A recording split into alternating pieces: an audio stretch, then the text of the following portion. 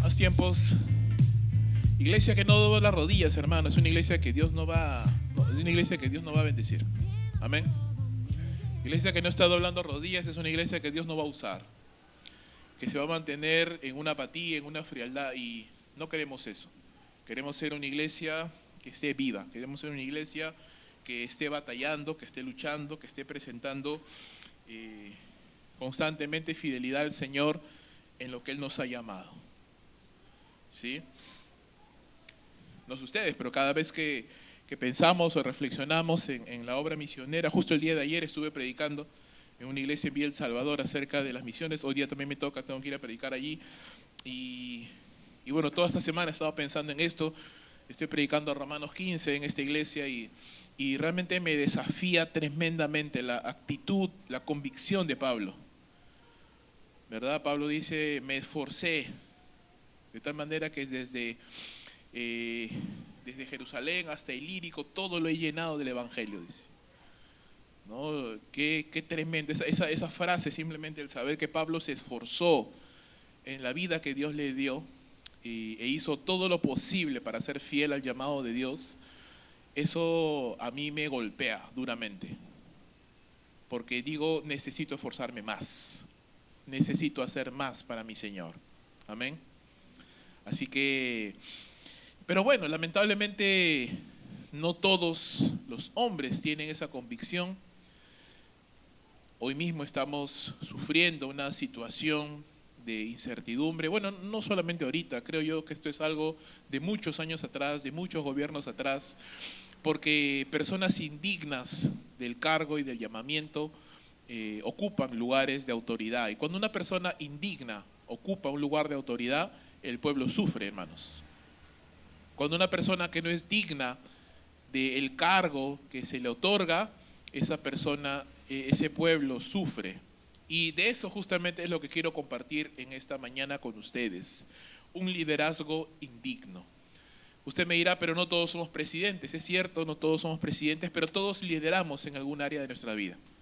Lideramos en nuestro hogar, lideramos tal vez en un negocio, en una empresa, en un emprendimiento, lideramos en nuestra iglesia, lideramos en alguna esfera de la vida. Así que cuando hablamos de un liderazgo indigno, no solamente me estoy refiriendo al presidente de la República, me estoy refiriendo a cualquier área de liderazgo en la cual usted y yo nos desarrollemos.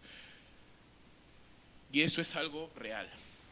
Usted recordará que hace algunas semanas atrás estábamos estudiando la vida de Gedeón, Jueces capítulo número 7, capítulo número 8, y cuando pensábamos en la vida de este hombre, una de las cosas que nosotros pudimos rescatar, pudimos ver, es que Dios llama a este hombre en un momento específico de la historia del pueblo de Israel. Una etapa de anarquía, una etapa de desorden, es cierto, pero una etapa también donde en medio de la crisis empiezan a surgir estas personalidades, estas personas que destacan entre los demás por el corazón que tienen. Un líder siempre se destaca en medio de la necesidad porque actúa de alguna manera. La persona que ha sido llamada, que tiene este desafío, este llamado, este llamamiento, no es una persona que se va a quedar inmóvil ante la necesidad. Ve una necesidad y actúa, hace algo. Y así sucedió con Gedeón. En medio de la necesidad del pueblo de Israel, que era atacado, robado constantemente por Madián, al punto que los habían sumergido en una profunda pobreza, dice la Escritura que Gedeón salía al campo a trillar ahí el trigo y esconderlo. ¿Por qué hacía esto? Porque trataba de, aún en medio de las circunstancias difíciles, salir adelante. Es en ese contexto de esfuerzo que Dios llama a Gedeón y le dice, hombre esforzado y valiente, ve que yo te llamo, yo te envío para liberar a Israel, a Israel de los madianitas. Ahora, a pesar de que Gedeón dudaba, a pesar de que Gedeón tenía cierto sentimiento de inferioridad, a pesar de que Gedeón tenía ciertas cosas con las cuales él batallaba propiamente, Dios lo utilizó. A él y a 300 guerreros, Dios utilizó para liberar al pueblo de Israel de la opresión madianita. Lamentablemente, al final de los días de Gedeón, este hombre tuvo muchos hijos e hijas. 70 hijos, para ser exactos. También este hombre construyó un efod de oro. Usted recordará, eso lo vimos hace un par de semanas atrás, que eso constituyó tropiezo para el pueblo de Israel. Y a pesar de que en un inicio él no quería que el pueblo lo nombrara a él rey y a su descendencia, en algún momento de su vida, en las postrimerías de su vida, él nombró a uno de sus hijos, Abimelec, justamente para poder tratar de insinuar el hecho de que él pudiera ser el heredero, ¿no? En ese contexto, hermanos, es que vamos a entrar en este capítulo que yo quiero compartir con ustedes, y les pido por favor que usted me acompañe a Jueces capítulo 9. Es un capítulo largo, no vamos a leerlo completamente ahorita, pero vamos a analizarlo porque hay varias cosas muy interesantes que podemos rescatar de la vida de Abimelec. Abimelec significa mi padre es rey. Y justamente esto nos indica que Gedeón, al ponerle ese nombre, estaba pensando ya en establecer a este niño como su sucesor en un supuesto trono, a pesar de que en un inicio él no había pensado de esa manera. El capítulo 9 del libro de los Jueces, hermanos, nos enseña algo muy importante. Las circunstancias de la vida pueden ayudar a formar a un buen liderazgo, pero no lo garantizan.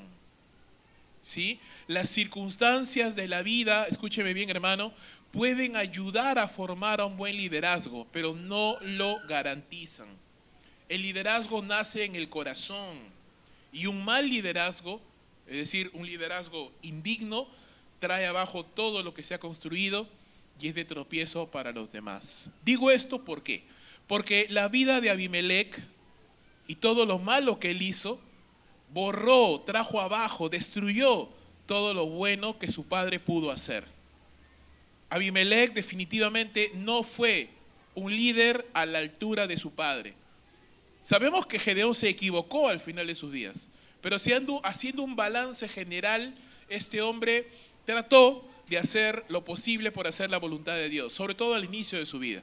Pero Abimelec definitivamente no hizo absolutamente nada de lo que su padre pudo hacer. Eso entonces me hace pensar y me hace meditar que podemos tener el mejor padre, podemos estar en la mejor iglesia, podemos tener la mejor educación, podemos tener las mejores circunstancias alrededor de nuestras vidas y aún así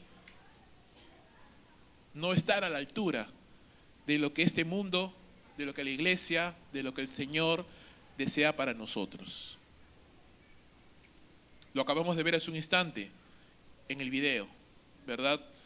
Personas que viven en medio de circunstancias muy duras, muy difíciles, aún así prosperan y aún así siguen adelante y aún así ejercitan lo que Dios les ha dado. También vemos personas que tienen todas las bendiciones y sin embargo no lo hacen. Entonces, las circunstancias realmente no tienen mucho que ver con el hecho de que usted y yo podamos cumplir los planes y los propósitos de Dios para nuestras vidas. Si usted en algún momento de su vida ha pensado o está pensando, no, yo no puedo hacer todo lo que Dios quiere en mi vida por X cosas, y llámese X cosas, familia, hijos, dinero, salud, años, usted y yo estamos equivocados. Las circunstancias pueden ayudar o pueden obstruir, pero definitivamente no garantizan que un liderazgo, que una persona realmente pueda hacer todo lo que Dios quiere para su vida. Un liderazgo indigno, hermano, tiene 5 características que vamos a ver en este capítulo 9. En primer lugar, busca el poder a cualquier costo. En segundo lugar, no es confiable. En tercer lugar, es resistido por Dios, es decir, Dios no bendice un liderazgo así. En cuarto lugar, influencia al mal, es de tropiezo. Y en quinto lugar, es juzgado por el orgullo. Y vamos a ver estas 5 características y vamos a tratar de ser exhaustivos, pero sin tomar demasiado tiempo. Como vuelvo a repetir, es un capítulo largo, pero es necesario tocarlo de una sola pasada porque es toda la historia completa. Leamos entonces, hermanos, lo que la palabra del Señor dice, y lo voy a leer en la traducción de la Nueva Traducción Viviente, que es un poquito más sencilla de leer, sobre todo para este tipo de historias. Leamos entonces, hermanos, lean conmigo, también lo pueden ver en la pantalla, Libro de los Jueces, capítulo 9, versículos 1 al 6. Dice la Escritura: un día Abimelec, hijo de Gedeón, en la Reina Valera usted la va a ver como Jerobaal. Jerobaal era el nombre de Gedeón también, así que no se confunda, no tenga problemas con eso. Un día Abimelec, hijo de Gedeón, fue a Siquem para visitar a sus tíos, los hermanos de su madre. Les dijo a ellos y al resto de su familia materna: pregúntenles a los ciudadanos prominentes de Siquem si prefieren ser gobernados por los 70 hijos de Gedeón o por un solo hombre, por mí, ¿no? Obviamente. Y recuerden que yo soy de la misma sangre que ustedes. Entonces los tíos de Abimelec transmitieron este mensaje a los ciudadanos de Siquem, y después de escuchar la propuesta, el pueblo de Siquem decidió por Abimelec, porque era pariente de ellos. Le dieron 70 monedas de plata del templo de Baal Berit, las cuales él usó para contratar a unos hombres alborotadores e imprudentes que aceptaron seguirle. Fue a la casa de su padre en Ofra, la casa de Gedeón. Gedeón ya había muerto, obviamente, y allí, sobre una misma piedra, mató a sus 70 medios hermanos, los hijos de Gedeón. Pero Jotam, el hermano menor, escapó y se escondió. Entonces todos los ciudadanos prominentes de Siquem y de Bet Milo convocaron una reunión bajo el roble que estaba junto a la columna de Siquem y proclamaron rey a Abimelec. Lo primero que vemos entonces en la vida de este hombre es que era un hombre que buscaba el poder a toda costa. Entonces, un liderazgo indigno no entiende la naturaleza del liderazgo. Una persona que no entiende la naturaleza del liderazgo, entonces piensa que el liderazgo es una oportunidad para aprovecharla. El liderazgo es un llamado a servir. Amén. La persona que no entiende la naturaleza del liderazgo dice: uy, esta es mi oportunidad. Esta es mi oportunidad para ganar, para poder beneficiarme, para poder usar de privilegios. Quien entiende la naturaleza del liderazgo, según lo que la Biblia enseña, entiende y tiembla ante el liderazgo, porque el liderazgo es un llamado a servir. El Señor Jesucristo lo dijo claramente cuando sus discípulos se peleaban los unos a los otros para ver quién iba a ser el mayor. Él les dijo: los reyes y los grandes entre las naciones se enseñorean de ellas, Mateo capítulo 20, pero entre vosotros no ha de ser así. Porque el que quiera ser el mayor de entre vosotros, dice, ha de ser el siervo de todos. Porque de la misma manera, dice el Señor Jesús, el Hijo del Hombre no vino para ser servido, sino para servir y para dar su vida en rescate por muchos. Entonces, la naturaleza del liderazgo es servicio. Un servicio abnegado, un servicio sacrificado. Cuando en algún momento yo me siento cansado de servir al Señor, tengo la tentación, no sé si a usted le ha pasado, pero tengo la tentación de empezar a sentir autoconmiseración y decirme a mí mismo: sí, Robencito, pobrecito de ti, ¿cuánto sirves a Dios? En ese instante tengo que reflexionar y decir: hey, tranquilo, relájate. ¿Qué esperabas? ¿Una fiesta en el Caribe? ¿Una hamaca ahí en la selva con tu piña colada? No, es servicio. Es trabajo, es esfuerzo, es así. El servicio entonces, hermano, el liderazgo, perdón, es servicio. Este hombre, lamentablemente, a diferencia de su padre, Gedeón, que sí fue llamado por Dios, este hombre no vemos en la historia bíblica que fuera llamado por Dios de ninguna manera, pero sí vemos que este era un hombre bastante ambicioso. Él quería el liderazgo, él quería la autoridad, él quería el poder. Pero había un obstáculo, habían 70 hijos más. Y no vemos en el relato bíblico que Gedeón dejara claro, por lo menos establecido, quién iba a ser el sucesor. Así que, ¿qué hizo este hombre? Buscó tomar el poder manipulando a sus familiares, en primer lugar. Apeló a la conveniencia de los pobladores de Siquem, le dijo que les conviene, ¿no?, que 70 les gobiernen, o que les gobierne uno, que encima es familia suyo. Así que si ustedes tienen una necesidad, me mandan un WhatsApp nomás e inmediatamente lo solucionamos. No era cierto pues que 70 van a gobernar a la vez, iba a ser uno de esos 70 seguramente. Pero la manera como lo pone Abimelec Es para que la gente piense, no, ¿qué me conviene a mí? ¿Qué es lo que nos conviene a nosotros? Es muy hábil, muy ingenioso, muy ambicioso, pero obviamente para lo malo. Este hombre recibió dinero porque los de Siquem le dieron 30 monedas de plata, pero eran 30 monedas especiales. Dice, eran 30 monedas del templo de Baal Berit, una deidad pagana, ¿verdad? Y este hombre obviamente no tiene ninguna moral, no tiene ningún tipo de freno moral para decir, no me vas a dar dinero de ídolos, ¿no? Y dije, listo, gracias. No tiene ningún freno moral porque no solamente es capaz de aceptar dinero de la idolatría, sino que usa ese dinero para traer malandrines, para traer maleantes, para traer personas de mal vivir. ¿Y qué hace con estas personas? Va y asesina sin piedad a sus 69 hermanos. Se saca la competencia de una plumada, ¿verdad? De un soplo elimina toda la competencia.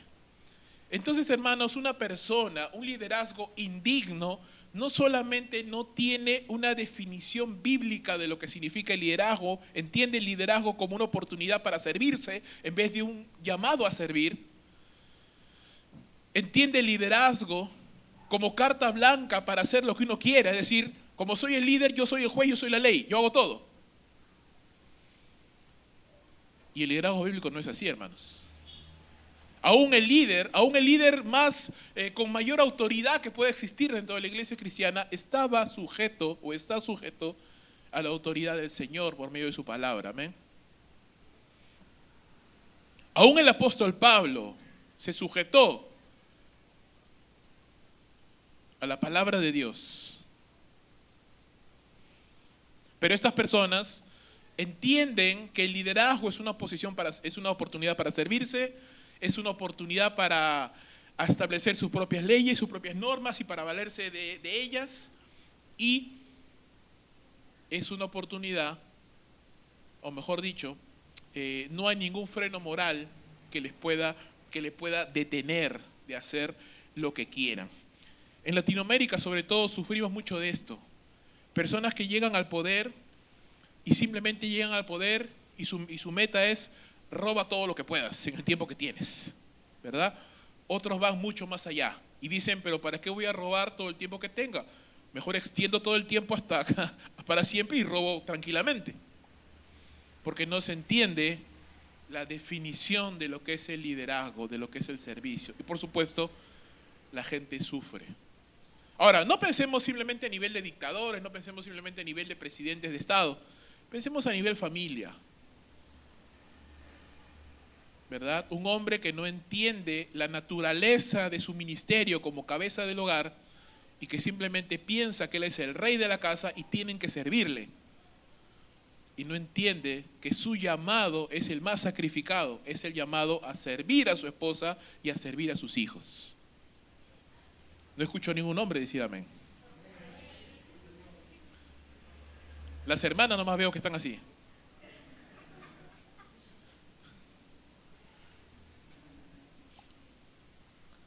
Los padres, los cabezas de hogar, los esposos, somos llamados a servir a nuestras esposas, a servir a nuestros hijos, a sacrificarnos por ellos, a sacrificarnos por ellas. Pensemos en el liderazgo a nivel iglesia.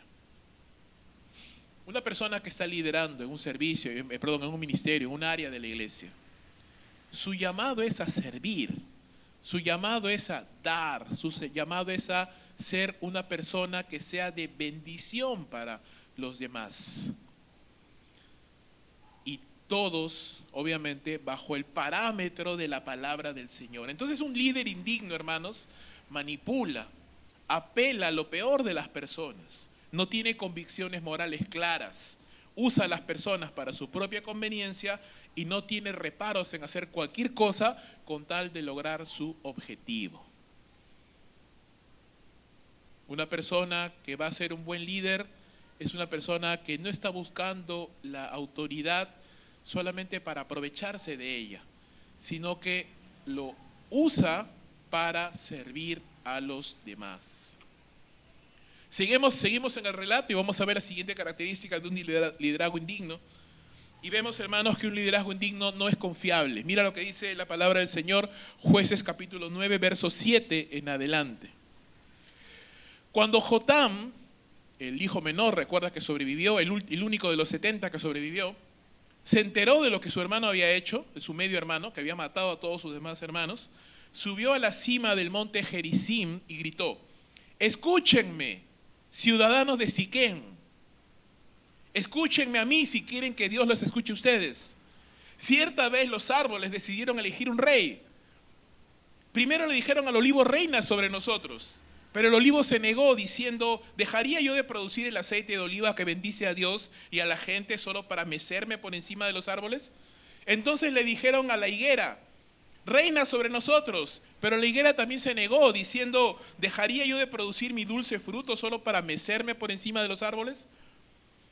Entonces le dijeron a la vid: reina sobre nosotros. Pero la vid también se negó diciendo: ¿dejaría yo de producir el vino que alegra a Dios y a la gente solo para mecerme por encima de los árboles?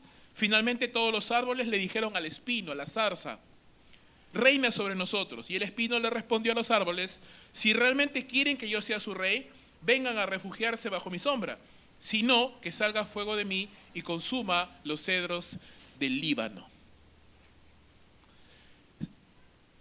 Jotam les declara una parábola. Como usted sabe, una parábola es una narración que tiene un significado más profundo, para tratar de hacer sencillo, agradable de oír, lo que de repente es más duro de escuchar si lo dijera simplemente de una manera más literal. Este Jotam subió al monte Gerizim, y este monte Gerizim era un monte importante dentro de la historia de Israel, porque el pueblo, los sacerdotes del pueblo de Israel, antes de entrar a la tierra prometida, separaron un grupo en el monte Ebal, otro en el Gerizim, y declararon las maldiciones y las bendiciones de obedecer la palabra, que venían como consecuencia de obedecer la palabra de Dios. Y este hombre se para entonces en el monte Gerizim y les exhorta, ¿verdad? Les habla acerca de esta parábola, hablando acerca de el olivo, la higuera y la vid. En esta fábula, en esta parábola, los árboles quieren un rey y tratan de buscar el mejor candidato. Van al olivo, que era una planta muy apreciada en los tiempos bíblicos, cuyo fruto, la oliva y el aceite que se producía de ahí era sumamente usado para muchas cosas. Era realmente una planta muy valorada, la más valorada en ese tiempo. La higuera también, por los frutos dulces que daba. Y la vid, por supuesto, también para la bebida que se producía también de ella. El tema es, y lo curioso es que ni el olivo, ni la higuera, ni la vid, ninguno de ellos quisieron ser rey sobre los demás, porque entendían el propósito y el diseño que tenían para ellos y no iban a abandonar su diseño para hacer otra cosa. Dios me ha creado como olivo y esa es mi función, y ahí me quedo. Dios me ha creado como higuera y esa es mi función. Dios me ha creado como vid y esa es mi función. Al final van a la zarza, un pedazo de hierba mala, ¿verdad? Que ni siquiera crece lo suficiente como para considerarse un árbol. Es un arbusto simplemente. Y este arbusto, que no tiene pues mayor propósito, dice: ok, quieren que sea rey, lo soy, pero con una condición, dice: si los árboles pueden refugiarse bajo mi sombra, yo seré rey sobre ellos. Si no, fuego salga de mí y los consuma. Ahora, esta era una condición obviamente imposible. Ni siquiera podía considerarse un árbol la zarza. Pero ¿por qué Jotam dice estas cosas? ¿Cuál es el propósito de esta parábola? Mira lo que dice, porque Jotam mismo da la explicación. Sigamos leyendo el texto. Jotam continuó: ahora asegúrense de haber actuado honorablemente y de buena fe al elegir como rey a Abimelec, y de haberse portado bien con Gedeón y con todos sus descendientes. Lo trataron con la honra que se merece por todo lo que realizó, pues él luchó por ustedes y arriesgó su vida cuando lo rescató de los madianitas. Pero hoy ustedes se rebelaron contra mi padre y sus descendientes al matar a sus 70 hijos sobre una misma piedra. Y escogieron a Abimelec, hijo de su esclava, para que sea rey de ustedes, solo porque es su pariente.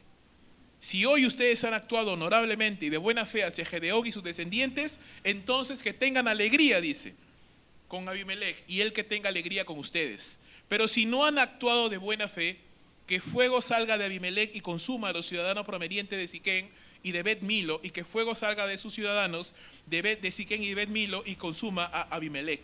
Entonces Jotam huyó y se fue a vivir en Ber porque le tenía miedo a su hermano Abimelec. Ahora, esta explicación, al final vamos a ver que funciona a modo hasta de profecía, porque lo que este hombre les dice es justamente lo que sucede al final. Ellos habían confiado, ellos habían puesto su confianza en un hombre, y ese es el objetivo de esa parábola, que ellos pudieran entender que ellos habían puesto su confianza en un hombre indigno de confianza. Ellos habían puesto su esperanza en un hombre en el cual no se puede confiar. Él no era como Gedeón. Él no era un hombre que buscaba a Dios, que tenía sus situaciones, tenía sus complejos, tenía sus taras ahí con las cuales él estaba batallando, pero que buscaba a Dios. Abimelec no. Él era un hombre que no tenía ningún temor de Dios, ni acudía a Dios para nada, ni tenía ningún tipo de freno moral. Su única brújula era conquistar el poder que él quería tener. La exhortación de Jotam está dirigida al pueblo, porque al final ellos son los que lo pusieron en el poder. Abimelec no hubiera logrado nada si el pueblo no lo hubiera apoyado. Pero ese pueblo de Siquén lo ayudó e indirectamente se hizo partícipe en los delitos de Abimelec. Y él dice, este pueblo actuó sin honor ni respeto por la palabra de Dios, en primer lugar. Porque esa no era la manera como se eligen los líderes o cómo se levantan personas para poder servir a Dios. En segundo lugar, ellos no actuaron de buena fe, sino actuaron por conveniencia. Y lo dice claramente Jotam, sin pelos en la lengua. Ustedes lo escogieron porque era su pariente. Porque pensaron, acá tenemos riquezas aseguradas. En tercer lugar, ellos no actuaron lealmente con Gedeón y sus hijos. No guardaron respeto, no guardaron gratitud, no honraron la memoria de Gedeón por todo lo que Gedeón hizo por ellos. Ellos actuaron de manera desleal, sin gratitud. Ellos se rebelaron contra el liderazgo que Dios había establecido. Claro, porque el juez que había levantado Dios era Gedeón. Y ellos tenían que haber esperado que Dios levantara a otro hombre, no escoger de la manera como lo hicieron arbitrariamente la persona que ellos querían que fuera su líder. Ellos fueron parte entonces del asesinato de los hijos de Gedeón, fueron parciales con Abimelec porque era su pariente y serían traicionados por Abimelec porque, vuelvo a repetir, este era un hombre sin honor. Y ese es el gran problema cuando colocamos en el liderazgo, ponemos en el liderazgo a personas que no son confiables, que no tienen un carácter formado. Siempre me he sorprendido de cómo hablando un poquito de la realidad de nuestro país, ¿verdad? Cómo la Constitución permite que un líder de la política, ¿no? Léase un congresista, léase un ministro, léase el primo presidente de la República, puede ser cualquier persona realmente. No hay mayores requisitos, ni morales, ni intelectuales. Cualquier persona podría subirse ahí a ese carro. Y eso abre la puerta, hermanos, para que personas sedientas de poder, pues justamente hagan lo que quieran. Hermanos, yo muchos años de mi vida ni siquiera me interesaba en la política. Y no es que me interese ahora, pero me refiero, nunca le prestaba atención. Pero realmente países se pueden levantar o destruir completamente por decisiones políticas. Y qué importante y qué sabia es la palabra de Dios al mandar a los creyentes a orar por las autoridades que Dios coloque. Porque una persona que realmente no entiende, no tiene siquiera un poco de temor de Dios, no estoy diciendo que sea cristiano necesariamente, pero que por lo menos tenga un poco de temor, un freno moral siquiera, va a entrar al lugar de poder y va a destruir todo con tal de obtener ganancias personales. Y lo estamos viendo, hermanos. Desde hace muchos años lo vemos en este país. Esto no es cosa de este gobierno, esto viene de muchos años atrás. Lamentablemente, esta manera de pensar, esta idiosincrasia utilitaria y pragmática, es decir, hago lo que funciona para mi propio beneficio, no solamente está en la política, hermanos. Lo vemos en los hogares, lo vemos en las empresas, lo vemos en la iglesia misma. Personas que no tienen ningún freno moral para evadir impuestos, para hacer sobornos, para pagar coimas, para hacer lo que sea con tal de obtener beneficios personales sin ceñirnos a la palabra de Dios. Entonces vemos padres, madres de familia haciendo cosas realmente contrarias a la palabra de Dios, con el fin de ganar dinero, con el fin de estar bien, con el fin de estar cómodos. Vemos empresas, aún cristianas, que no pagan a sus trabajadores, que evaden impuestos, que pagan coimas, porque todo el mundo lo hace, porque al final es lo que funciona acá en este país, dicen. Entonces, esta indignidad, esta falta de carácter en el liderazgo es un problema endémico realmente, no solo de esta nación, pero de este mundo. Un líder indigno, hermanos, no es confiable. ¿Y por qué no es confiable? Porque su carácter no lo es. Esa persona, hablando de Abimelec, por ejemplo, no estaba a la altura de ser un líder, de ser un rey, de ser un gobernante de Israel. Usted compare a los diferentes hombres, reyes que han ministrado a lo largo de la vida de Israel y usted va a poder ver la clara diferencia. Hombres que amaban a Dios, hombres que buscaban la palabra, hombres que oraban, Israel era bendecido. Hombres que seguían ídolos, hombres que hacían sus propios pensamientos, terminaban asesinados, terminaban destruyendo la nación, terminaban oprimiendo al pueblo.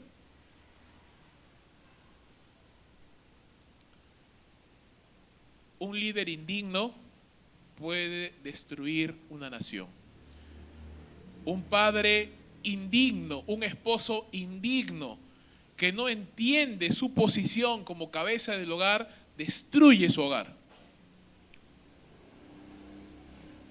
Un hombre que no entiende que su función no solamente es dar dinero para el diario, sino que no entiende su función como sacerdote del hogar, pastor de su esposa y de sus hijos, destruye su hogar.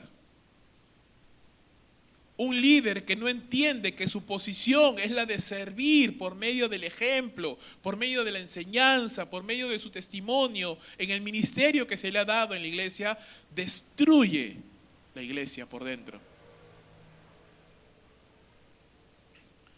Una persona que es indigna, que no es confiable, que no tiene un carácter, puede haber desarrollado sus capacidades, pero tiene un corazón poco desarrollado. Puede haber adquirido mucho conocimiento, pero su carácter aún no ha crecido, no se ha ensanchado para ser capaz de vivir el llamado que debe ejecutar. Hermanos, Dios nos ha llamado no solamente a servir con la cabeza de conocimiento, Dios nos ha llamado a servir con el corazón. Y un líder que no tiene corazón, un líder que no tiene un carácter de acuerdo al llamamiento que Dios le ha dado, va a terminar entonces destruyendo todo lo que toca. En tercer punto, un liderazgo indigno es resistido por Dios. Mira lo que dice el texto, Jueces capítulo 9, una vez más, verso 22. 3 años después de que Abimelec comenzó a gobernar Israel, de manera ilegítima obviamente, Dios envió un espíritu que generó conflictos entre Abimelec y los ciudadanos prominentes de Siquem, quienes finalmente se rebelaron. Dios estaba castigando a Abimelec por haber asesinado a los 70 hijos de Gedeón y a los ciudadanos de Siquem por apoyarlo en esa traición de asesinar a sus hermanos. Los ciudadanos de Siquem le tendieron una emboscada a Abimelec en las cumbres de las colinas y robaban a todo el que pasaba por allí. Pero alguien alertó a Abimelec acerca de la conspiración. Un día Gaal, hijo de Ebed, se mudó a Siquem con sus hermanos y se ganó la confianza de los ciudadanos prominentes de Siquem. Durante el festival anual de la cosecha en Siquem, celebrado en el templo del dios local, hubo vino en abundancia y todos comenzaron a maldecir a Abimelec. ¿Quién es ese Abimelec?, decía Gaal. No es un hijo legítimo de Siquem. Entonces, ¿por qué debemos ser sus siervos? Él no es más que un hijo de Gedeón y ese Zebul solo es su ayudante. Sirvan a los verdaderos hijos de Amor, el fundador de Siquem. ¿Por qué tenemos que servir a Abimelec? Si yo fuera el encargado, otro, ¿no? Detrás de uno siempre hay otro peor. Si yo fuera el encargado, dice aquí, me desharía de Abimelec, le diría, búscate unos soldados y sal a pelear. Siempre van a haber personas hambrientas de poder. Si Satanás tentó a Jesucristo, hermanos, mostrándole todos los reinos de este mundo y le dijo, todo eso te daré si postrado me adorares, ¿cómo usted puede imaginar de que Satanás no va a tentar a nosotros mismos y a muchas otras personas con el poder, con el deseo de poder? Que el ser humano tiene esa inclinación, hermano. El deseo de poder, el deseo de tener autoridad, el deseo de controlar, de mandar sobre otras personas, a nuestro parecer, ni siquiera basado bajo la Biblia, sino a nuestro propio parecer, a nuestro propio antojo. Las terribles acciones de Abimelech, todo lo que él hizo, hermanos, no pasan desapercibidas para Dios. Increíble y curioso, el Señor le dio 3 años. Probablemente para que se pudiera arrepentir, probablemente para que las cosas cambiaran, para que reflexionara, para que se diera cuenta. Pero pasados esos 3 años, entonces Dios empezó a obrar. La Biblia nos dice claramente, hermanos, no os engañéis, Dios no puede ser burlado. Todo lo que el hombre sembrare, eso mismo nosotros vamos a cosechar. Así que tal vez una persona pueda sentirse Dios, ¿verdad?, cuando tiene autoridad. Hay estos dictadorcillos, ¿verdad?, que piensan que son Dios porque tienen un poco de poder, unos cuantos soldados y dinero. Pero son hombres, hermanos, y van a pasar como cualquier otro hombre, y se van a descomponer en una sepultura como cualquier otro hombre. Al final somos una niebla que pasa simplemente. Tal vez una persona, un hombre, piensa que tras la puerta de su hogar él es el rey, ¿no? Y grita y hace como él quiere. No se da cuenta, hermanos, esa persona, que inevitablemente Dios va a juzgar eso. Porque lo que el hombre oculta, para Dios nada es oculto. Amén. Dios es el vengador de la injusticia. Por eso la palabra del Señor en la ley del Antiguo Testamento dice claramente y en repetidas oportunidades: no hagas injusticia, no engañes, paga su jornal a tus obreros, no engañes a la viuda, no engañes al huérfano, no engañes a tu hermano, porque Dios es vengador de todas esas cosas. Dios es un Dios de justicia, amén. Y aunque no veamos en este instante una plena justicia en el mundo, eso no significa que Dios no es justo. Dios ha de hacer justicia. Dios propició una discordia entre esta alianza creada con propósitos indignos, porque esta era una alianza ganar-ganar, ¿no?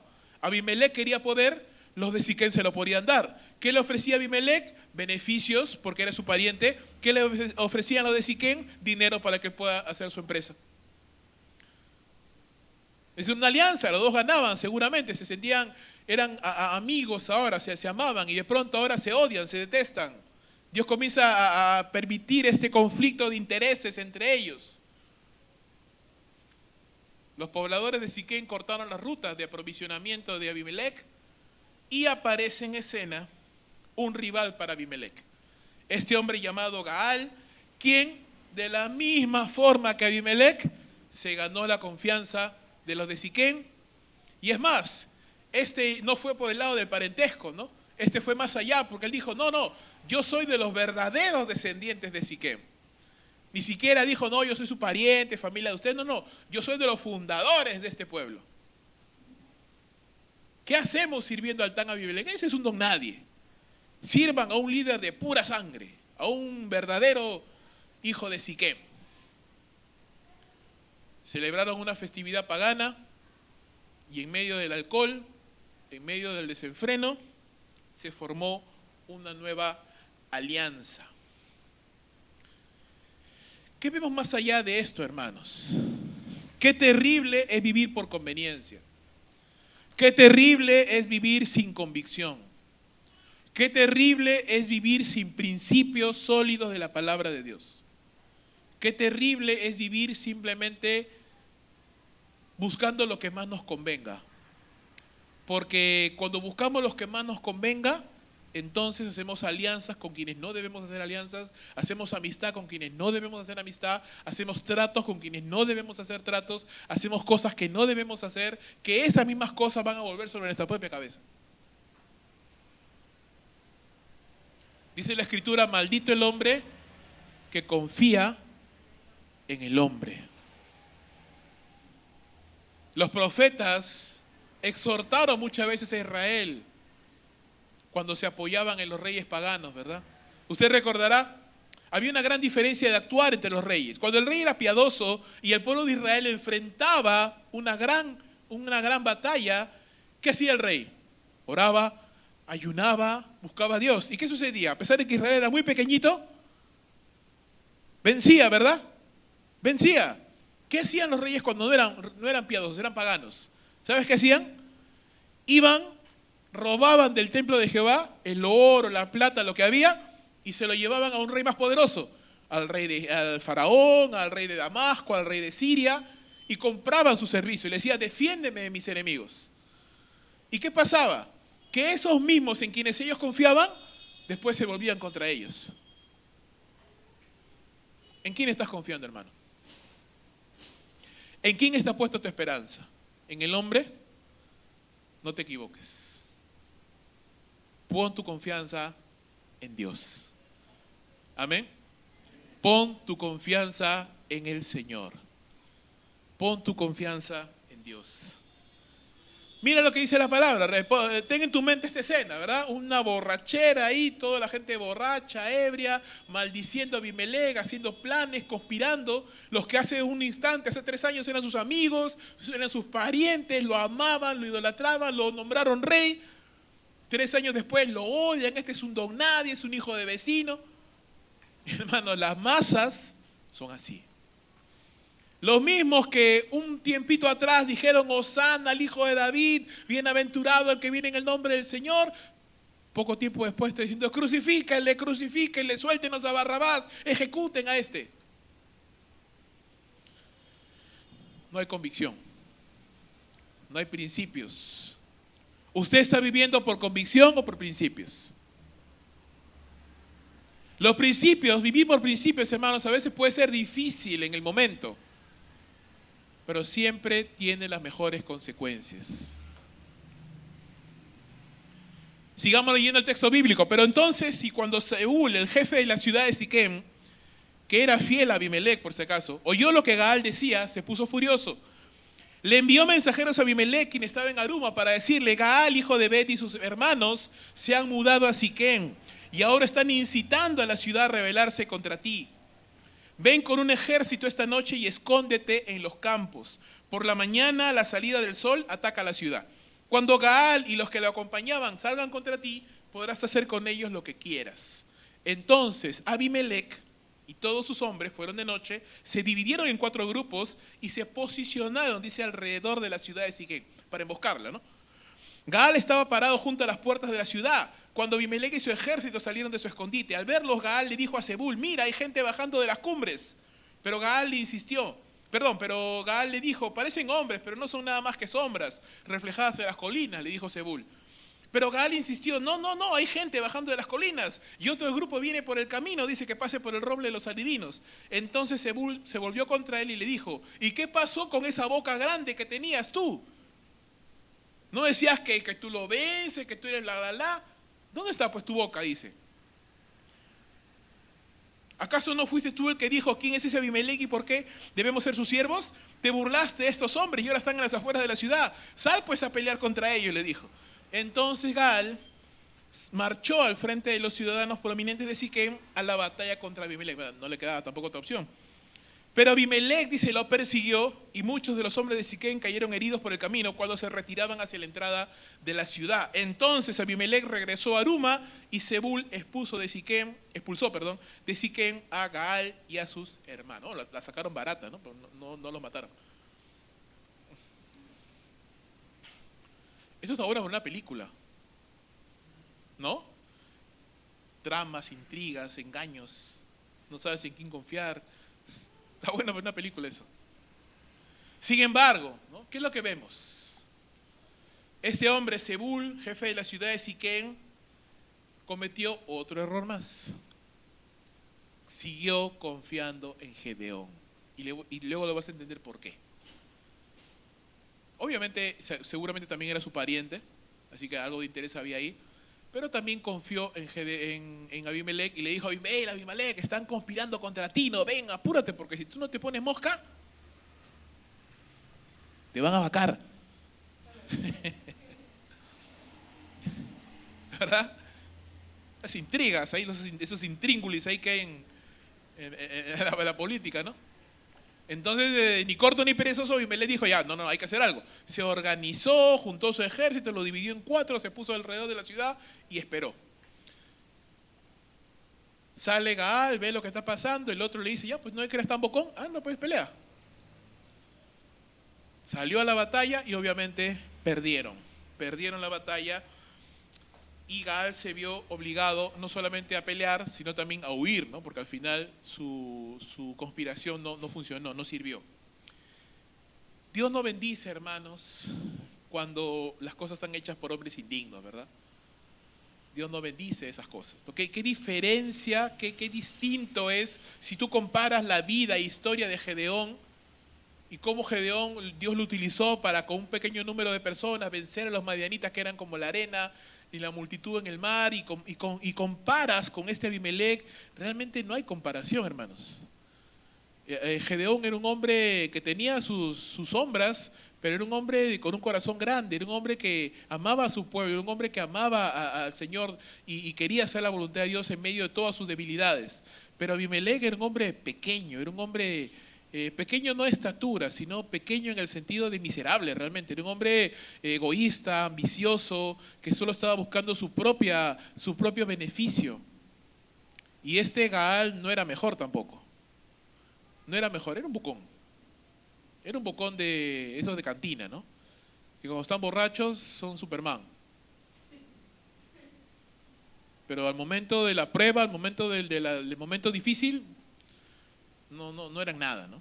Entonces, Dios, a pesar de que estas personas eran completamente indignas del cargo que estaban ocupando, aún de manera soberana, Él sigue dirigiendo los acontecimientos de la historia de su pueblo. Así que estas cosas se van dando de esa manera. En la batalla, Abimelech gana contra Gaal, y pudo defender su liderazgo. ¿Eso significa que Dios lo bendijo? ¿Eso significa que Dios abrió puertas para confirmar su liderazgo? No. No nos confundamos, eso no significa que Dios lo utilizó, no vemos nada de eso. Simplemente es que Dios está dejando que los acontecimientos surjan hacia el cumplimiento de lo que Él ha trazado. El hecho, hermanos, de que un líder indigno, obtenga algún tipo de éxito, no significa que cuenta con la aprobación del Señor. Amén. Recuerda, el Señor puede hacer hablar un asno. ¿Suena como agua? Qué raro, me pareció que escuchaba agua. Bueno. ¿Qué estaba hablando? Adelante. Dios puede hacer hablar un asno, ¿verdad? Dios puede hacer hablar a las piedras.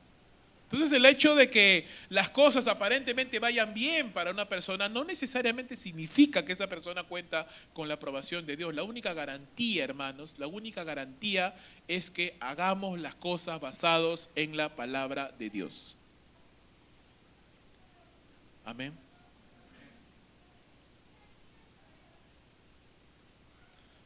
Hace unos años atrás se hizo popular una famosa empresa, una financiera, que ofrecía altísimos rendimientos con muy poco esfuerzo del parte del inversionista. Las personas pues embobadas comenzaron a meter su dinero.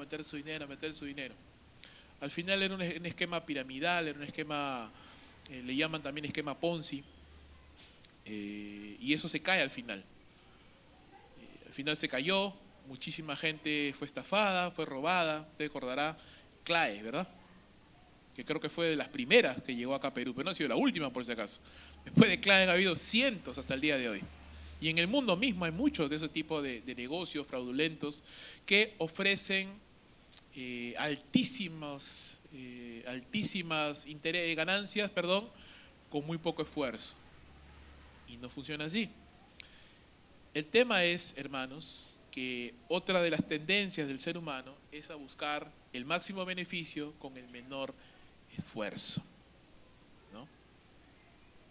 El tema con el ser humano muchas veces es que queremos que las cosas funcionen bien, que nos vaya excelente, que tengamos éxito en la vida, que seamos prósperos, que seamos bendecidos, pero con el mínimo esfuerzo. Y la Biblia no nos enseña eso.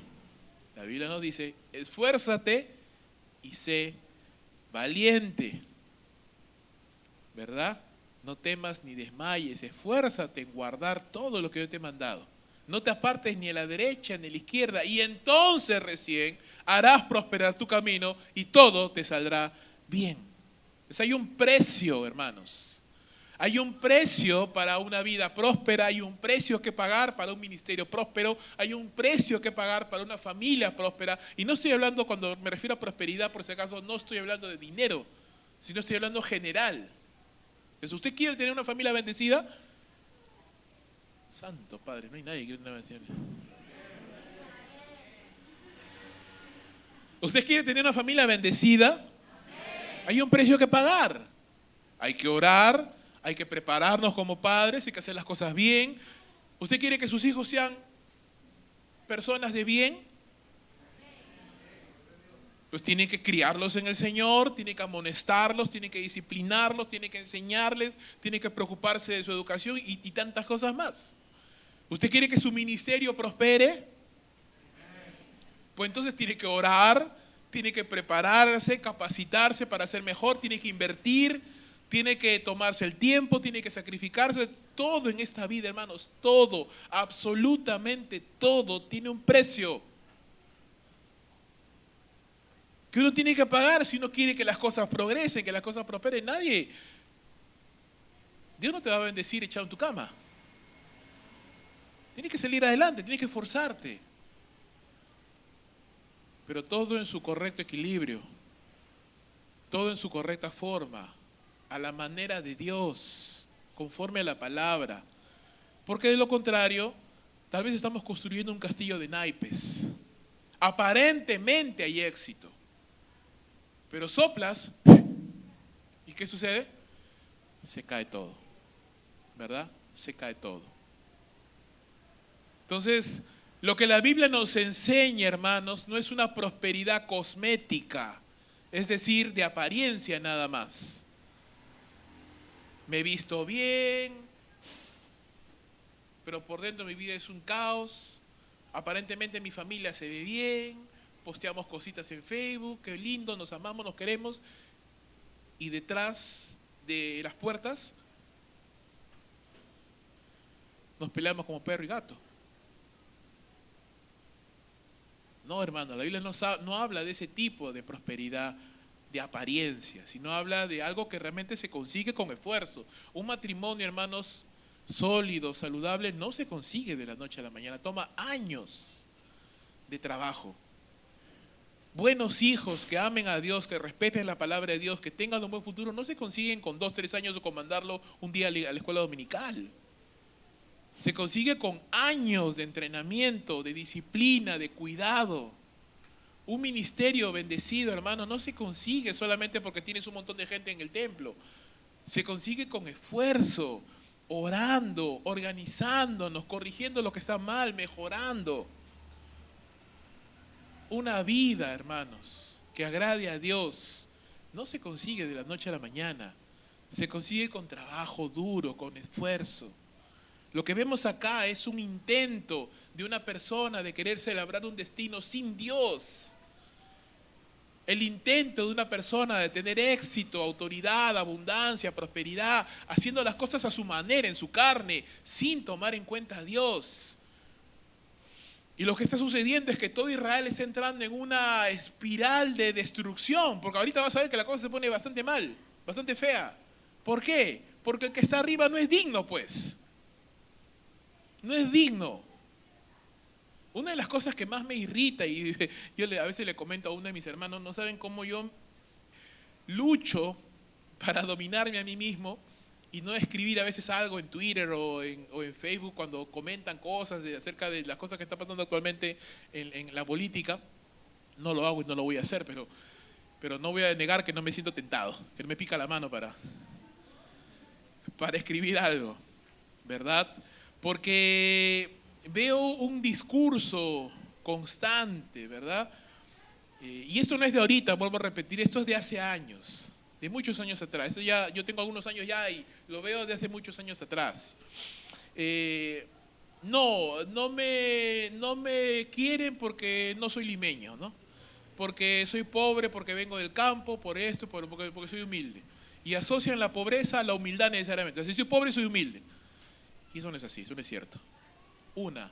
Y dos, no tiene nada que ver la ascendencia, hermanos, ni tu genética, ni tu biotipo, ni el color de tu piel, no tiene nada que ver. Eso no es un tema físico, es un tema moral. Moral. El que es indigno, así sea rubio, blanco y de ojos azules. Amén. El que tiene un carácter indigno lo va a hacer así tenga $1 millón en sus cuentas bancarias. Así vive en las Bahamas o en las Maldivas. O vive en la punta del cerro de la provincia más apartada del Perú. Eso no tiene nada que ver con la raza, no tiene nada que ver con el color de piel, eso tiene que ver con el carácter, con la moral, con la ética. Por eso les decía al inicio, las circunstancias de tu vida pueden ayudar, pueden obstaculizar en cierto sentido, pero no determinan quién tú vas a llegar a ser. Lo único que va a determinar quién tú vas a llegar a ser es qué tan comprometido estás con hacer la voluntad de Dios. ¿Qué tan comprometido estás en plantar tu vida sobre los principios básicos de la palabra de Dios? Tú lo haces y déjame decirte que Dios te va a levantar. Te lo aseguro. No será en 1 año, no será en 2 años, pero yo te lo aseguro, porque lo veo en la palabra de Dios, que si tú plantas tu vida en la palabra de Dios, Dios te va a levantar. A ti y a tu descendencia. Porque la palabra de Dios lo dice. Él premia, Él bendice a los que le obedecen hasta por 1000 generaciones, dice la palabra. Pero visita la maldad de los padres sobre los hijos a la 3ª y 4ª generación. ¿Ve? Entonces lo que nosotros hacemos tiene trascendencia más allá de nuestra propia vida. Entonces, ¿quieres hacer las cosas, quieres tener una vida próspera, satisfactoria, bendecida? ¿Qué dice el apóstol Pablo? ¿Quieres ver larga vida y tener años de paz? Busca la paz, síguela.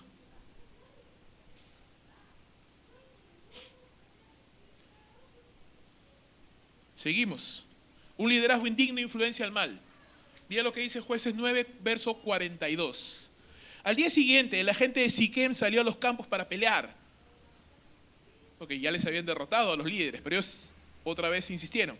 Cuando Abimelech se enteró, dividió a sus hombres en 3 grupos y tendió una emboscada en los campos. Cuando vio que algunos hombres salían de la ciudad, él y su grupo saltaron de su escondite y los atacaron. Abimelech y sus hombres tomaron por asalto la puerta de la ciudad para impedir que los de Siquem volvieran a entrar, mientras los otros 2 grupos de Abimelech mataban a la gente en los campos. La batalla duró todo el día, hasta que finalmente Abimelech tomó la ciudad. Entonces, mira lo que hizo, mató a los habitantes, redujo la ciudad a escombros y esparció sal por todo el pueblo. Cuando los ciudadanos prominentes que vivían en la torre de Siquem se enteraron de lo sucedido, corrieron a esconderse en el templo de Baal-Berit. Alguien le informó a Abimelech que los ciudadanos se habían juntado en el templo. Entonces él llevó a sus tropas al monte Salmón. Tomó un hacha, cortó ramas de un árbol y se las puso al hombro. Rápido, hagan lo mismo que hice yo, le dijo a sus hombres. Entonces, siguiendo el ejemplo de Abimelech, cada uno de ellos cortó ramas. Amontonaron las ramas contra las paredes de del templo, y les prendieron fuego. Así murieron todos los que vivían en la torre de Siquem, unas 1000 personas, tanto hombres como mujeres. Este pueblo que había confiado en Siquem, que dijo, él es nuestro pariente, él nos va a ayudar, terminaron muertos de una manera terrible por el mismo hombre al que ellos ayudaron a tener poder. ¿Ve? Cuando confiamos en las personas, en personas indignas, en personas que no llenan los requisitos que Dios ha establecido en su palabra que una persona con autoridad debe de tener. siempre vuelve sobre nuestra propia cabeza las malas decisiones que tomamos.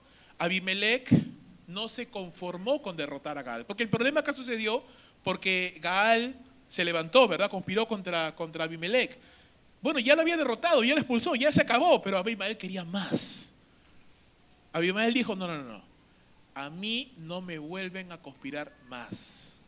Entonces, ¿qué hizo? Los destruyó a todos. Hay un libro, El Manual del Dictador, que enseña cuáles son los patrones, porque hay un patrón ya. Todo dictador o aprendiz de dictador hace las mismas cosas. Tiene un discurso populista, luego intenta cambiar las leyes para asegurar su reelección por siempre, silencia a los opositores, mientras mantiene al pueblo engañado con bonos. Todos los dictadores hacen lo mismo. Es un patrón ya. Este hace lo mismo. Silencia a los que se oponen, destruye a todos aquellos que puedan ser sus enemigos, porque está pensando obviamente quedarse para siempre allí. A pesar de lo que de Siquén, que la gente de Siquén eran sus parientes, él organizó su ejército para pelear contra sus propios familiares. Abimelec derrotó a todos, tomó la ciudad, mató a los habitantes y redujo a escombros la ciudad. La destruyó por completo. Este hombre, hermanos, mal entendía, que el liderazgo era poder para usarlo a su propia voluntad. Y hermanos amados, el apóstol Pablo nos dice en sus epístolas, yo he recibido autoridad del Señor, no para destrucción, sino para edificación. La autoridad que el Señor nos pueda dar, que es limitada, que es delegada, no es nuestra, es limitada al ámbito de la iglesia y está sujeta a la palabra de Dios. Este hombre dice, no, yo soy el rey, yo soy Dios, yo hago lo que quiero. Tengo mi autoridad, tengo mi poder y lo uso para imponer mi voluntad. Es como el hombre abusivo, como el esposo golpeador. Yo tengo mi autoridad, tengo mi fuerza física, tengo mi voz más fuerte, grito, golpeo e impongo mi voluntad. No, así no funciona. Como el líder, como el pastor, que tristemente a veces hay en Latinoamérica, que usa su voluntad y la impone sin que tenga que ver con la palabra, para abusar, para manipular, para obligar a los hermanos a hacer algo contrario a la palabra de Dios. Lo más triste es que muchas personas saben eso y no hacen nada. Es que el pastor es así. Es que hay que entenderlo. ¿Cómo que hay que entenderlo? Arranca de esa iglesia, ¿qué es ahí? Abimelec destruyó con fuego a los hombres prominentes de la tierra de Siquem, que se habían escondido en el templo de Baal Berit. Los destruyó, los quemó y no dejó nada de ellos. Entonces, al final, hermanos, los que tanto habían confiado en él, comenzaron a experimentar las consecuencias de sus malas decisiones. Un líder indigno, hermanos, no tiene respeto por el hombre, ni tiene temor de Dios. Nada que son sus familiares, que lo apoyaron, que por gratitud, ¿cómo voy a hacer eso? Igualito, nomás los mató a todos. Igualito. ¿Por qué? Porque para ese tipo de personas, sus objetivos personales están por encima de cualquier tipo de persona o agradecimiento o gratitud. Vuelvo a repetir, ese tipo de hombres no tiene frenos morales. Hace lo que tenga que hacer con tal de hacer su propia voluntad. El problema es de que no solamente esa persona lo hace, sino que su comportamiento influencia a otros al mal. Algo que podemos notar de ese Abimelec es que era un hombre organizado. Organizaba su ejército, les enseñaba cómo hacer instrumentos, herramientas, pero ¿para qué? Para destruir, para el mal. Era un hombre que influenciaba a otros al mal, los arrastraba a la maldad. Como el padre de familia que no se contenta él con él mismo, llenar su mente de la basura que hay en esta televisión, en el mundo y las tonterías que se ven en el mundo, sino que pone a sus hijos a que lo vean también. No solo se conforma él en destruirse, sino que también destruye a los suyos. Es triste, ¿verdad? Cuando somos de tropiezo.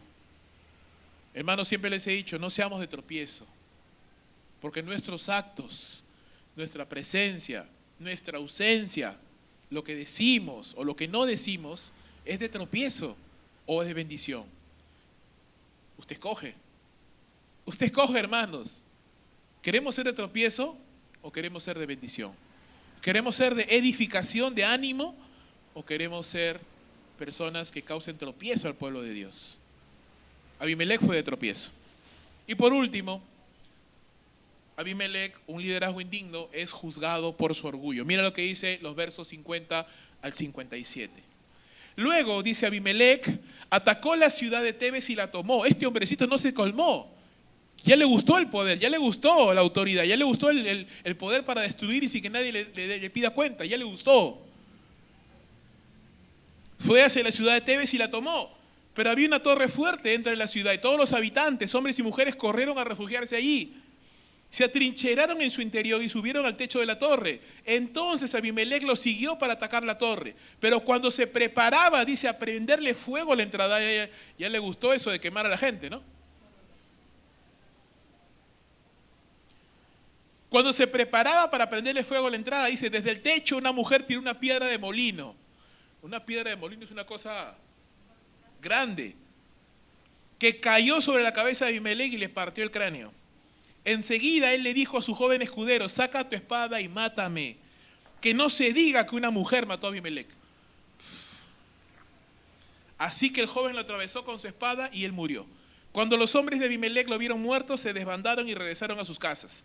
De esa forma Dios castigó a Abimelec por el mal que había hecho contra su padre al matar a sus 70 hermanos. Dios también castigó a los hombres de Siquem por toda su maldad. Así se cumplió la maldición de Jotán, hijo de Gedeón. Entonces, ¿qué vemos en la culminación de esta historia? Este hombre, vuelvo a repetir, le gustó el poder, le gustó la aparente ilusión de que tenía poder y podía hacer lo que él quería sin pedirle cuenta a nadie, y fue ahora hacia Tebes, ciudad que no había hecho absolutamente nada, que ni siquiera formaba parte del cuento. Pero quiso ir a destruirla, pues porque sí, porque puede, ¿por qué no? Y fue. Quiso repetir su anterior victoria, pero una mujer le tiró semejante piedra en la cabeza, y este hombre, aún herido de muerte, eso es lo que más me impactó, o sea, herido de muerte, ni siquiera reflexionó, recapacitó, pidió perdón a nada. Buscó a su escudero y le dijo, mátame porque no quiero que se diga que una mujer me mató. El colmo de la dureza del corazón y del orgullo y de la necedad. El colmo, hermanos.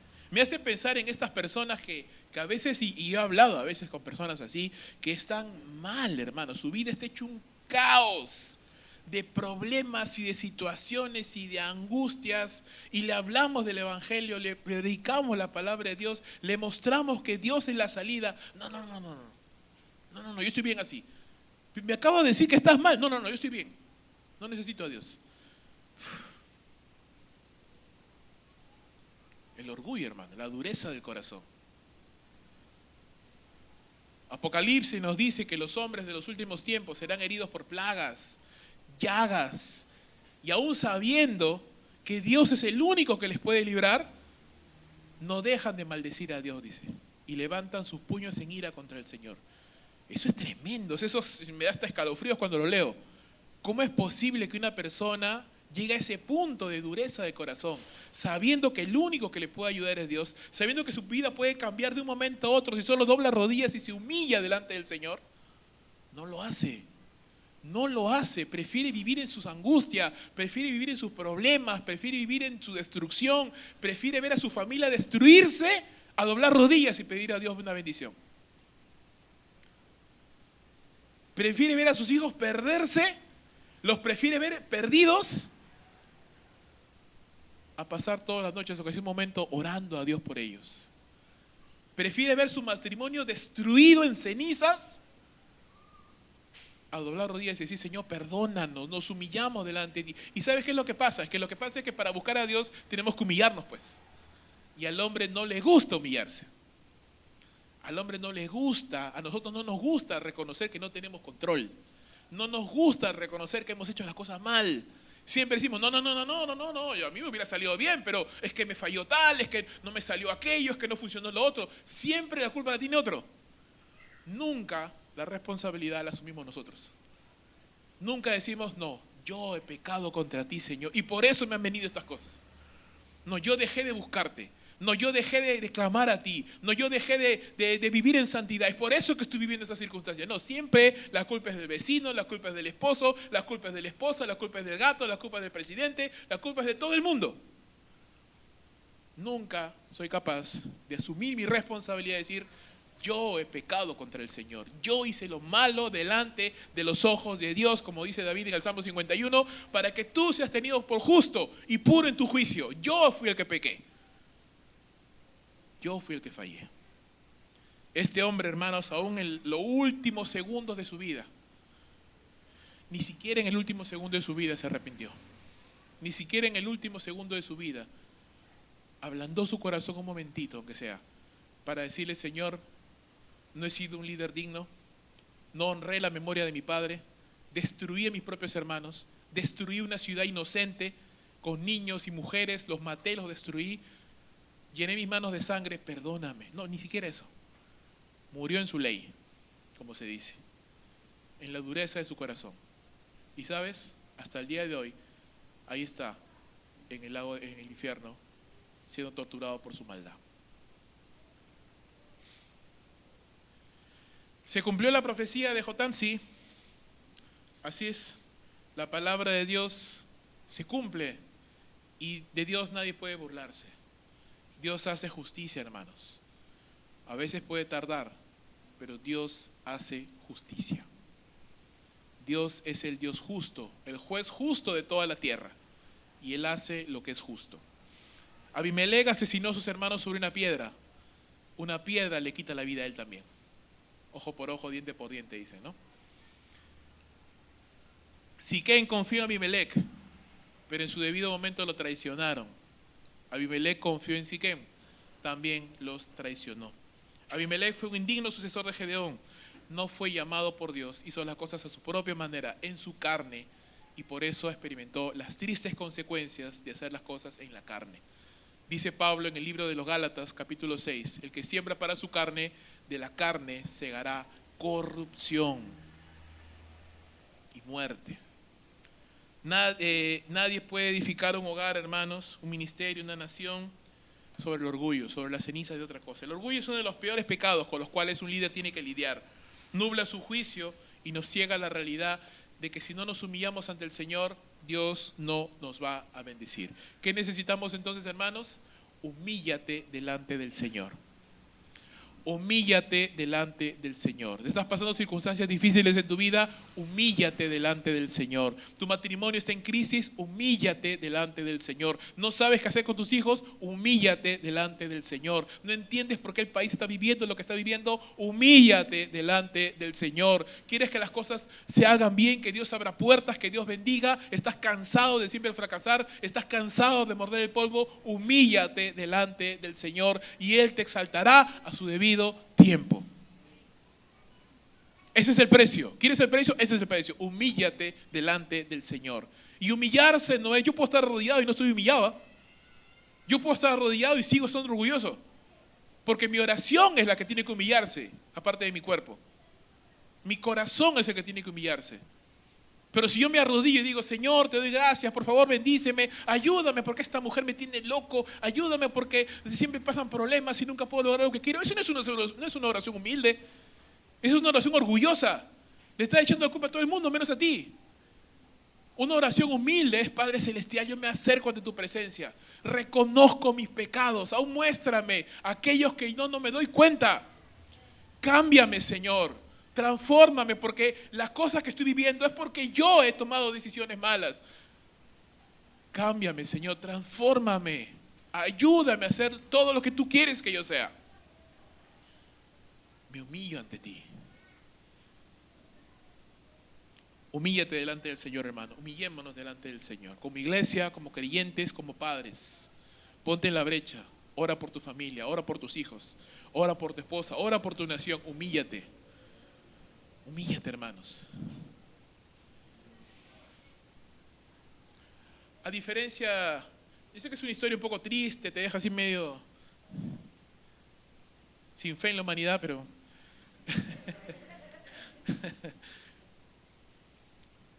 Hay aún personas que sí quieren hacer la voluntad de Dios. Yo sé que acá hay varias, hermano. Amén. Yo sé que hay personas aquí que quieren hacer la voluntad de Dios. Pero déjame contarte de algo mucho mejor. A diferencia de Abimelech, yo quiero hablarte de Cristo. Cristo no buscó poder. Cuando lo querían hacer rey, Él se iba. A pesar de que Él era el rey legítimo, Él no buscó el poder. Él buscó servir a la humanidad. Él vino como el siervo de siervos, a pesar de que Él es el rey de reyes. Su carácter no era como Abimelech, pues. Yo soy manso y humilde de corazón, decía el Señor Jesucristo. Un carácter confiable. Usted puede confiar en Jesús. Usted puede acercarse al Señor y el Señor no cambia. Él es el mismo. Jesucristo es el mismo ayer, hoy y por los siglos de los siglos. Él es confiable. Usted puede confiar en Él. Usted puede depositar su esperanza en Él. Yo no puedo depositarla en el hombre completamente. No puedo depositarla en un hombre porque me va a traicionar seguramente. O se va a olvidar o va a hacer cualquier otra cosa. Pero sí puedo poner mi confianza en Jesús. Él es confiable. A diferencia de Gedeón, que disfrutó de un éxito temporal y cosmético, Dios, el Señor Jesucristo, fue bendecido por su Padre Celestial. A diferencia de Gedeón, de Abimelech, que dio un mal ejemplo, fue de tropiezo, fue de mal testimonio, Jesús nos dio ejemplo de cómo debemos vivir para la gloria de Dios. Él dijo, seguid mis pisadas. Y así como yo he hecho, vosotros también debemos hacer. Tenemos que ser imitadores del Señor. Y por último, Abimelech murió orgulloso hasta el último día de su vida. Jesús toda su vida se humilló. Desde su encarnación, su servicio humilde, su muerte en la cruz, perdona a los padres porque no saben lo que hacen. Abimelech murió por sus pecados. Jesús murió por los pecados de todos. Él murió en la cruz. Abimelech murió con la cabeza reventada por una piedra. Jesús le pisó la cabeza al diablo. Jesús le pisó la cabeza al diablo. Y murió, pero resucitó. Y está vivo. Y reina por los siglos de los siglos. Como el soberano Rey de Reyes. Y vendrá por segunda vez. Y por fin conoceremos lo que es realmente la paz y la justicia en todo el mundo, cuando nuestro Señor reine como Rey sobre toda la tierra. Entonces, ¿qué de nosotros? No sigamos el ejemplo de Abimelech, hermanos. No sigamos el mal ejemplo de estos hombres que solamente buscan poder, que solamente buscan su conveniencia, que solo actúan según lo que funciona. No, actuemos con temor a Dios, actuemos con convicción, actuemos con amor por Dios, con temor de Dios, con amor a nuestros hermanos. Procuremos siempre ser de bendición, nunca de tropiezo. Y si Dios te ha dado alguna autoridad en la iglesia, úsala para ser de ánimo, para ser de bendición. Y honra el llamado que Dios te ha hecho. Tú estás liderando, tal vez no te das cuenta, pero estás liderando. En tu hogar, en tu centro de estudio, en tu centro de trabajo, aquí en la iglesia. Estás liderando. Haz un liderazgo correcto. Lidera como se debe de ser. Amén. Pongámonos de pie, hermanos, por favor, y vamos a orar al Señor para que nos siga ayudando, nos siga guardando y nos siga dando sabiduría para vivir de la manera que Él quiere. Padre amado, te damos gracias, oh Señor. Te suplicamos, amado Dios, que a la luz de las historias que tú, Señor, has puesto en tu palabra, podamos aprender, podamos tener temor, Señor, en primer lugar. Temor de ti, temor de hacer lo malo, temor, Señor, de tomar decisiones que nos van a llevar por un camino terrible, temor de ser tropiezo para otros. Ayúdanos, Señor, a vivir obedeciendo tu palabra, siguiendo el ejemplo de vida del Señor Jesús, honrando, Señor, el ministerio que tú nos has dado, el liderazgo que nos has dado. Ayúdanos a reconocer y a entender que tú nos has dado un lugar para servirte y donde estamos somos de impacto a quienes nos rodean. Ayúdanos, por favor, Señor, a ser de buen ejemplo a los que nos rodean. Que la gente cuando vea a Cristo en nosotros, Señor, en nuestro carácter, en nuestras actitudes, en nuestro comportamiento. Ayúdanos a ser prudentes, sabios, decorosos, Señor, amables. Ayúdanos, Señor, a que podamos impactar, no solo aquí en la iglesia, pero en el mundo incrédulo, sobre todo, Señor, donde la gente no conoce a Cristo, donde la gente, Señor, ya no tiene confianza en el hombre, desconfía de todo tipo de liderazgo. Ayúdanos a hablar y a levantar una voz y a decir que sí, aún hay personas que temen a Dios, aún el problema no es el liderazgo, el problema no es la presidencia, el problema no es el Congreso, el problema no son los puestos en sí, el problema es el corazón del hombre que está perdido.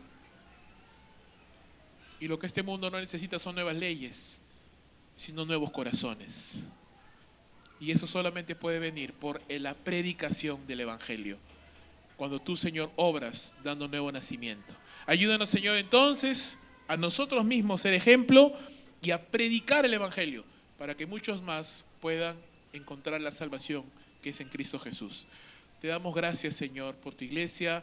Gracias por cada uno de mis hermanos, por sus familias. Gracias, Señor, porque sé que se esfuerzan, porque sé que como yo y como todos batallamos contra el pecado, pero seguimos adelante en medio de las circunstancias que nos ha tocado vivir.